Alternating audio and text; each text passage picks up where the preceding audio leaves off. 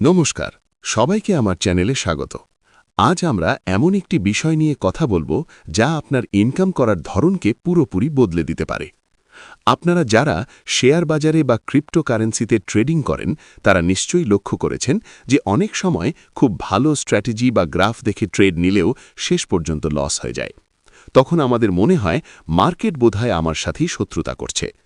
কিন্তু সত্যিটা হলো ট্রেডিংয়ে জেতার জন্য আপনার কাছে কত ভালো ল্যাপটপ বা কত দামি সফটওয়্যার আছে সেটা বড় কথা নয়। বড় কথা হলো আপনার মাইন্ডসেট বা মানসিকতা। অভিজ্ঞ ট্রেডাররা বলেন ট্রেডিং হলো 20% স্ট্র্যাটেজি আর 80% সাইকোলজি। আজ আমরা ট্রেডিংয়ের সেই গোপন নিয়মগুলো সহজ ভাষায় জানব যা আপনার লস করার ভয় কমিয়ে প্রফিট করতে সাহায্য করবে। প্রথমেই যে বিষয়টি আমাদের বুঝতে হবে তা হল নিজের আবেগকে নিয়ন্ত্রণ করা। মার্কেট যখন হরহর করে নামতে থাকে তখন আমরা ভয়ে ভুল ট্রেড নিয়ে ফেলি। আবার যখন মার্কেট বাড়তে থাকে তখন লোভের বশবর্তী হয়ে বেশি টাকা লাগিয়ে দিই। মনে রাখবেন, মার্কেট কারো কথা শোনে না। লোভ এবং ভয় এই দুটো জিনিসকে যে বশ করতে পারবে দিন শেষে সেই জিতবে। তাই কোনো ট্রেড নেওয়ার আগে নিজেকে প্রশ্ন করুন, আপনি কি উত্তেজনায় ট্রেড নিচ্ছেন নাকি লজিক দেখে। দ্বিতীয় নিয়মটি হল লস বা লোকসান মেনে নেওয়ার ক্ষমতা।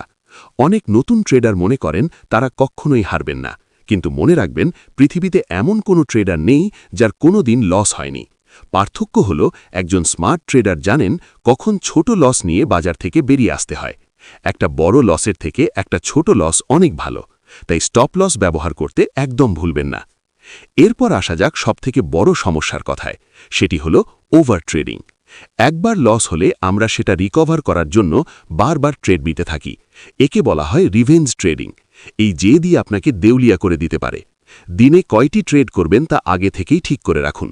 যদি সেই কয়টি ট্রেডে আপনার লস হয়ে যায় তবে সেদিন ল্যাপটপ বন্ধ করে দিন। ভালো সুযোগের জন্য অপেক্ষা করাও কিন্তু ট্রেডিংয়ের একটা বড় অংশ। চতুর্থ এবং অত্যন্ত গুরুত্বপূর্ণ নিয়ম হল রিস্ক ম্যানেজমেন্ট। আপনার পকেটে যত টাকা আছে তার সবটাই কি একটা ট্রেডে লাগিয়ে দিচ্ছেন? যদি উত্তর হ্যাঁ হয় তাহলে আপনি ট্রেডিং করছেন না, আপনি জুয়া খেলছেন। প্রফেশনাল ট্রেডাররা তাদের মোট পুঁজির মাত্র 1 থেকে 2% এক একটি ট্রেডের রিস্ক হিসাবে নেন। এতে করে একটা লস হলেও আপনার কাছে টিকে থাকার মতো যথেষ্ট মূলধন থেকে যায়। সবশেষে বলবো ডিসিপ্লিন বা শৃঙ্খলার কথা। নিজের জন্য একটা নিয়ম তৈরি করুন এবং সেটা অক্ষরে অক্ষরে পালন করুন। ধরুন আপনি ঠিক করেছেন দিনে মাত্র 2টো ট্রেড করবেন, তাহলে প্রফিট হোক বা লস ওই 2টোর বেশি আর করবেন না। এই ছোট ছোট শৃঙ্খলাগুলোই আপনাকে সাধারণ মানুষের থেকে আলাদা করবে। মনে রাখবেন বন্ধুরা, ট্রেডিং কোনো রাতারাতি বড়লোক হওয়ার স্কিম নয়, এটি একটি ব্যবসা। আর যে কোনো ব্যবসার মতো এখানেও ধৈর্য আর বুদ্ধির প্রয়োজন। আপনি যদি এই সাইকোলজি বা মানসিকতার নিয়মগুলো মেনে চলতে পারেন তবে আপনাকে সফল ট্রেডার হওয়া থেকে কেউ আটকাতে পারবে না। আমাদের এই প্রতিবেদনটি যদি আপনার একটুও উপকারে আসে তবে ভিডিওটিতে একটি লাইক দিতে ভুলবেন না।